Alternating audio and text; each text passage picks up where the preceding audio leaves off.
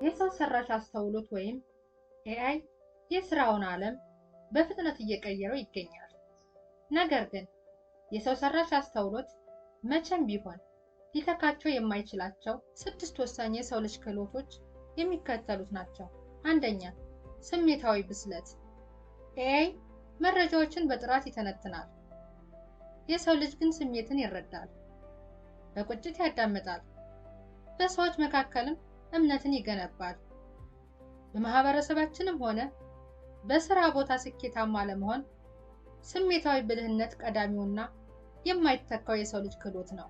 ሁለተኛ፣ ለውስብስብ ጉዳዮች ውሳኔ የመስጠት ክህሎት። በውሳኔ አሰጣጥ ሂደት ውስጥ ኤአይ መረጃዎችን ተቀብሎ አማራጮችን ሊጠቁም ይችላል። ነገር ግን ውሳኔው በሰዎች ህይወት ላይ የሚያሳድረውን ተጽዕኖ አይቶ ከስነ ምግባርና ከነባራዊ ሁኔታዎች ጋር አገናዝቦ የመጨረሻውን ጥንቃቄ የተሞላበት ውሳኔ ማሳለፍ የሰው ልጅ ልዩ ብቃት ነው። ሶስተኛ፣ የፈጠራ አቅም። ኤአይ የተለመዱ ይዘቶችንና የተለያዩ አማራጮችን ሊያቀርብ ይችላል። ነገር ግን ከባዶ ተነስቶና አርቆ አስቦ ራዕይን የመንደፍ፣ አዳዲስ የፈጠራ ሀሳቦችን አሰናስሎ ችግሮችን የመፍታትና ውጤታማ ስትራቴጂዎችን የመንደፍ ጥበብ በሰው ልጅ አእምሮ ብቻ የሚሰራ ነው። አራተኛ፣ አዳጊ የመማር አቅም።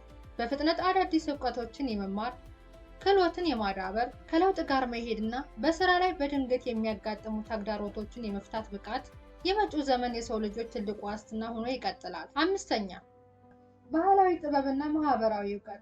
ቋንቋዎችን፣ ወጎችን፣ ስሜቶችና ማህበራዊ እሴቶችን ተረድቶ መስራት ኤአይ ሊደርስበት የማይችለው የሰው ልጅ ሀብት ነው። በሀገራችን በተለያዩ አካባቢዎች በሚገኙ የማህበረሰብ ክፍሎች ውስጥ በመግባት ውጤታማ ስራ መስራት የሚቻለው የዚያ ማህበረሰብ ባህልና እሴት ጠንቅቆ ማወቅ የሚችለው የሰው ልጅ ብቻ ነው። ስድስተኛ፣ ስነ ምግባራዊ አመራር። በአመራር ስራ ላይ ኤአይ ሀሳብ ሊሰጥ ይችላል። ነገር ግን የህግ የሞራልም ሆነ የስነ ምግባር ተጠያቂነትን አይወስድም። የማህበረሰቡን እሴቶች መከተል፣ ተጠያቂነትን መውሰድ፣ ሰዎችን መምራትና እምነትን መገንባት በመጪው ዘመንም የሰው ልጅ ወሳኝ ብቃት ሆኖ ይቀጥላል።